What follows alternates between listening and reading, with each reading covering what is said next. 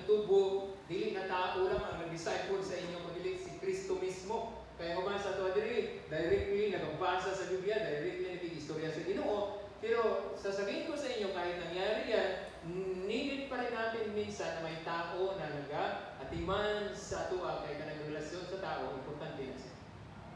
Okay? So, mahimo nga disciple, and then later on, mahimo po ka nga discipler. Dili pwede nga ang matag Christian, dili muagi sa pagka-disipulo. Dili ka pwede nga mahimong teacher kung dili ka learner. So, aron nga mahimo kang discipler, another word sa discipler is learner, dapat nahimo sa kauna nga disciple or learner. Aron mahimo kang teacher later on. So, sana po clear sa atong mga kaigsunan. Now, unsay kinapasabot nato ani? Importante kita nga magtubo sa atong kahibalo. Kaya ang pagtuo sa ganito, faith comes from hearing. So, every time na nag-learn kita, na the more na itong nailan si Lord, the more nga nagadako ang atong trust, ang atong confidence, ang atong love sa iya, kaya the more nga nailan na nato siya. Okay? So, kung gusto tayo nga mag-increase, magtubo, kasi nakita na ito, halimbawa, may nga, ay, si Kuan, sa man siya, dugay, naniwa ko, magtubo ni. So, basig, isa ka karon nga ipakita ni Lord para isa ka nga gamito niya, aron nga makataba nga mo grow siya. Binaagi nga ikaw ang gamito ni Lord na mag-disciple sa iya. Okay? So kung sige lang tag-reklamo pero wala tayong himok, so dili ka nakatabang sa iyang pagtubo. Oh, basi dapat mo siyang istoryahan kung paano siya mag-grow sa iyang relasyon sa Ginoo. So number 3, God wants me to be a minister of His grace. I mean, this is the purpose of ministry. Isa sa katuyuan sa Diyos sa nganong dunay simbahan kay ministry, pag-alagad.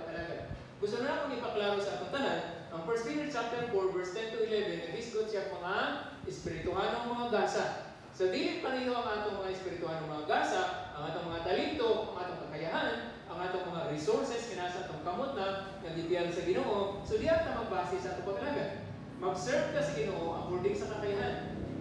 Okay? 1 Peter chapter 4, verse 10 tayo, magsimula. 1 Peter chapter 4, verse 10. Ang nakasulat sa verse 10, tingnan natin sa dali, 1 Peter 4, verse 10. Each one, you see, nakita ninyo, kada isa. Di ba? Each one should use whatever gift he has received to serve others. Brothers and sisters, kung gusto kang mag-minister o mag-involve sa ministry, diskubriha ang imong mga espirituhanong kakayahan. Mga gasa, talento, abilidad na naa sa imo. Kaya ingon sa Ginoo kada isa, dili pwedeng diri sa atong simbahan sila lang wala kay labot. Kasi kung kapamilya ka na sa Dios, kung nahimo na kang miyembro sa pamilya sa Dios, ang mga miyembro sa pamilya may responsibilidad kada isa. Ang atong relasyon nagtangak og responsibilidad. Dili pwede nga naa kay relasyon pero wala yung responsibilidad. Ibang mo na. Itong mga young people, kinahanglan aware mo na. Kaya na yung usahay, mga relasyon between babae at lalaki na yung relasyon pero wala yung responsibilidad. So pag panahon na dapat panagutan, wala na.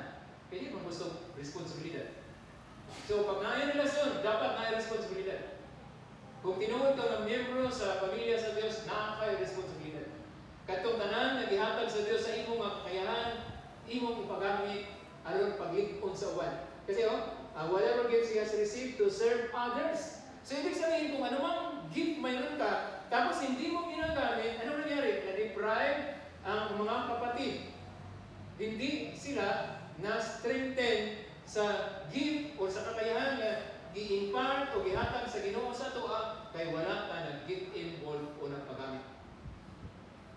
Of course, minsan sinasabi natin na, halimbawa, preacher, may mga tao sa akin, reklamo nga, kung hindi mo ipawali pastor.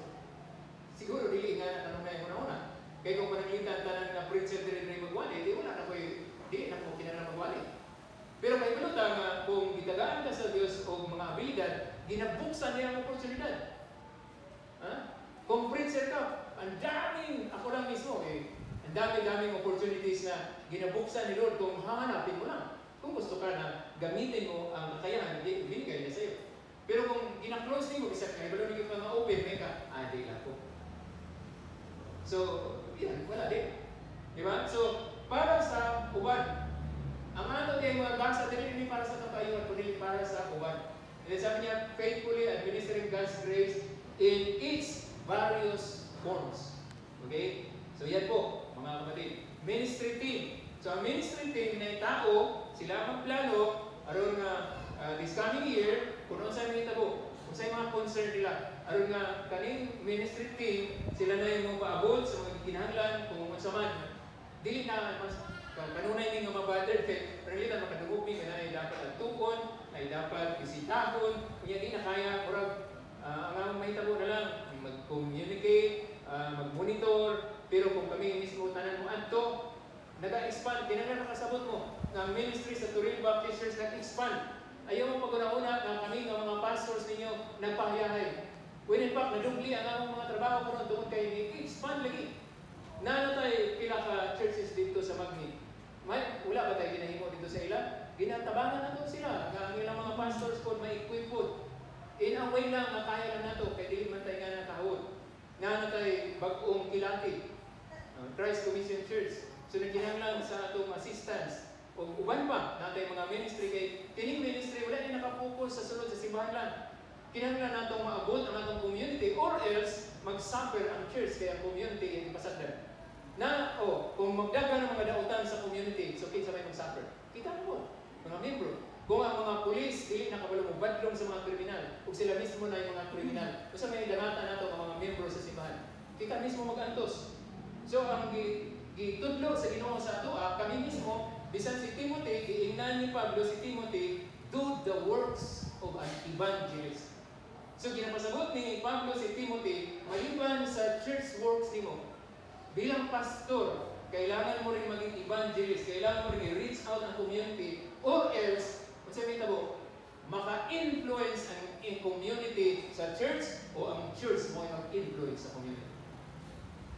Sana po, naintindihan natin yan. Na yung mga tayong siguro madilig kayo na ninyo makitaan. Pero wala kayo nagpahulay. Nagatrabaho mi para sa kayuhan natong tanan. Na yung mga times nga makatulog ang inyong mga pastors o ang inyong mga church leaders, mga nana sa alas 11 sa gabi kay naguna-una pa kung sa ibuhaton o mga mensahe, magsigibatang pang muna-una doon kung saan ang food. Tingnan. So, keep on. Kung sa lang ang atong part, atong gampanan for the glory of God. Dili man yun si Lord mag-ngita, mag-expect o butang, wala pa niya ihatag sa ato. Pero kung ipanghatag na niya sa ato, atong ibalin o paggamit sa iya. Okay, number 4 o tapos na tayo pagkatataon, purpose of worship. Okay? Isa sa purpose nga nag-exist ang simbahan, worship. O ang word na worship is not only during sa atong gatherings direct. Pero anything else nga itong ginahimong outside sa church building. Kung mahatagan o glory si Lord, kung mapasalamatan si Lord, kung madayig si Lord, and that is still worship. Act of worship. Bisa na ka sa sulod sa building, kung ang imong pag-angat sa imong kamot, kung ang imong pagkanta, dili siya kinising-kasing, it's not actually worship. Kinahanglan makasabot ana. Kay basig ang atong una sa pagsimba o paghatag o himayan sa Ginoo diri lang sa sulod. Sa atong kinabuhi bisag asa ta dapat maghatag siya himaya sa atong Ginoo. Okay?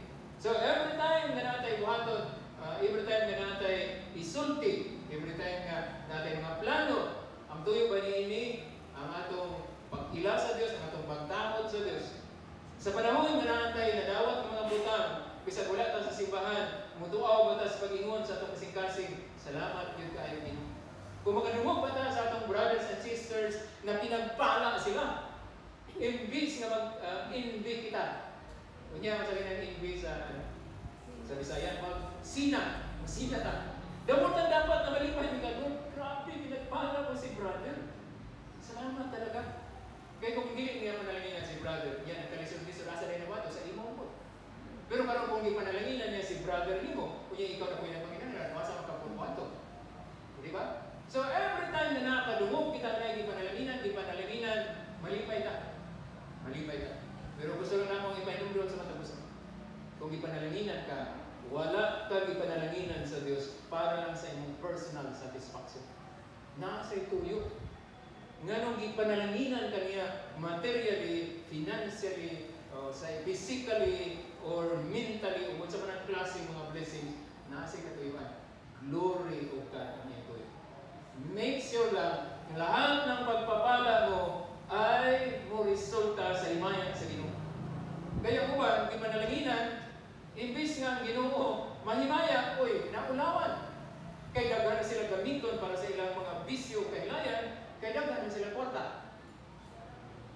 Balik na bisag unsang butang, aron lang sa ilang satisfaction, pero dili na tanong na ilang na, Lord, will ba ninyo or dili ninyo kabubuton? So, igsuon, kung panalanginan gani ka, timan may tuyo si Lord yan. Wala na para sa imong personal na satisfaction. Okay? Sige. So, God wants me to be a magnifier of His name sa personal na pagkanasabi. Ang purpose of worship sa church, muna nga diri, kay public worship man ta, kada isa sa ato, natay participation sa pagsimba. Dili siya pagwari o kakita-kita, o dili, ikaw mismo sa imong kasing-kasing nagasimba ka. So, habang nagtanaw ang atong Ginoo, kaysa man ang atong primary audience sa atong pagsimba, nakita niya nga ang kada isa na kasing-kasing na magpasalamat, sumalipay siya. Pero bisa pagtanan ka, nagkanta, pusukay itong kinantahan, kunya bisa sa atong sinayawan, pusukay itong sayaw, pero kung dili kinasing-kasing, dili man mahimuot ang Ginoo. Ayaw mo pag-una-una na every time magsimba ka, dapat magkisig-kisig yun ka. Kaya dapat man ang klases magsimba, na may pagsimba nga sulim, na ako'y pagsimba nga medyo joyful, expressive, pero kung makita niyo si brother na dili siya expressive, ayaw siya bookmate, o yung style ng magsimba, sa dili siya. Kung ikaw expressive ka, kasi mag-express ka, pero isa lang mo naman yung mga katabi mo, basig masikhan naman sila kisig-kisig ka. Ako'y mag-full, lukso-lukso ka niya, kasi paalan mo yung sa likod mo. I mean, kung kini akong advice sa tanan, kung dili gani ka satisfied, diri kay na huwag ikaw na-satisfied sa pagsimba. Kung wala ka ma-satisfied na kay individual, personal worship, ito, satisfied ka. Bisa mo sao na, bisa mo ibigit ka dito, bisa taas ka mo, bisa ka oras dito, wala yung bugong sa imo, sige, go! Para ma-satisfied ka sa imong pagsimba sa inyo. Kung unsa ang kinatibok Andre nga gilid sa tuwa, satisfied ka.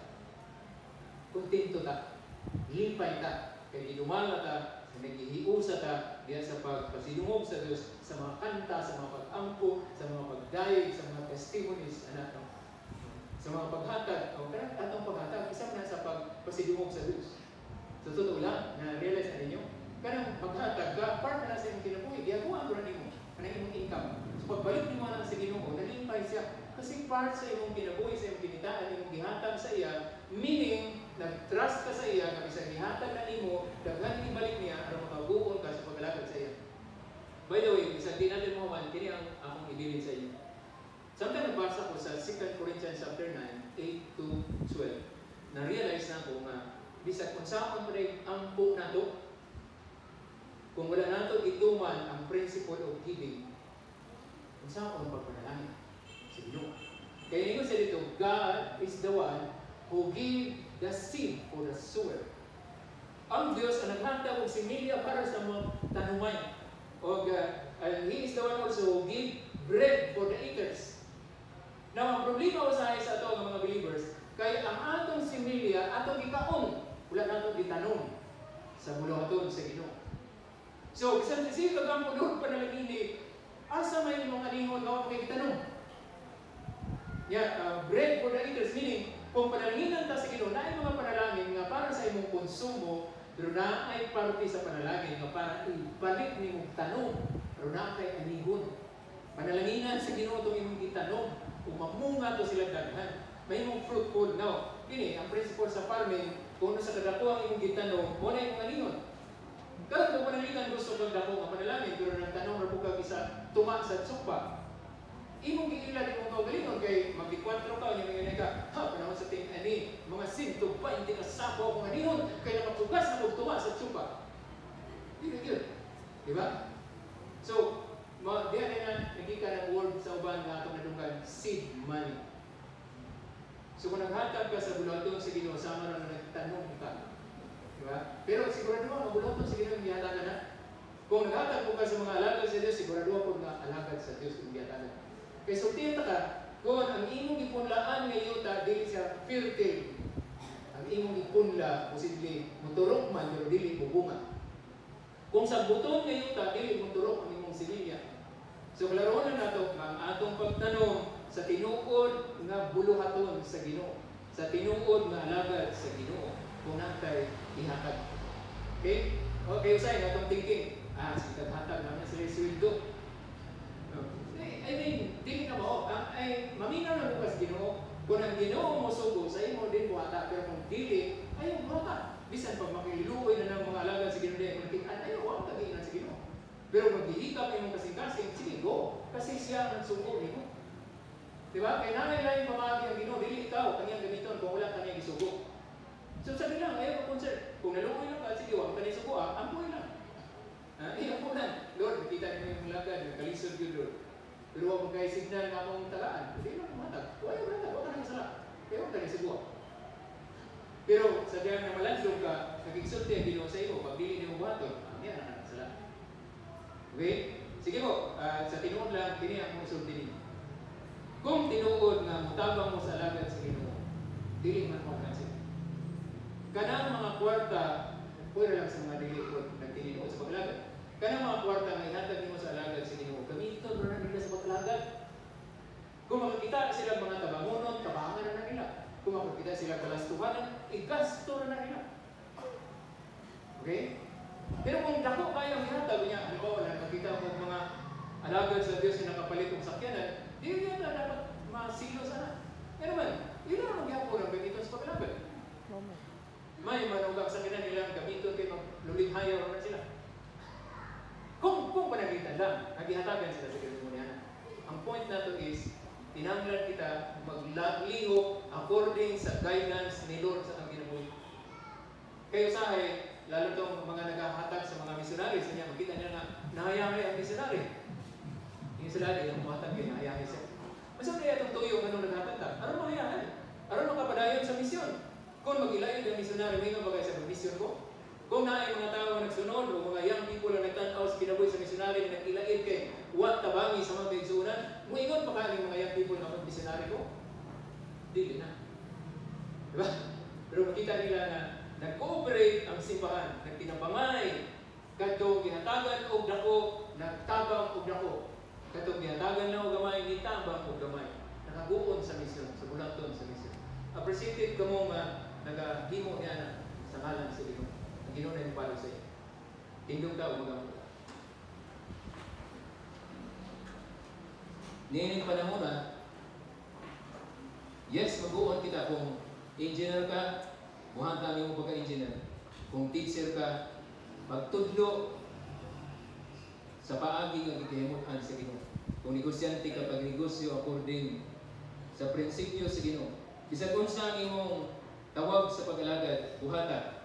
Pero ayaw kalimot, ayaw talikdi ang Ginoo.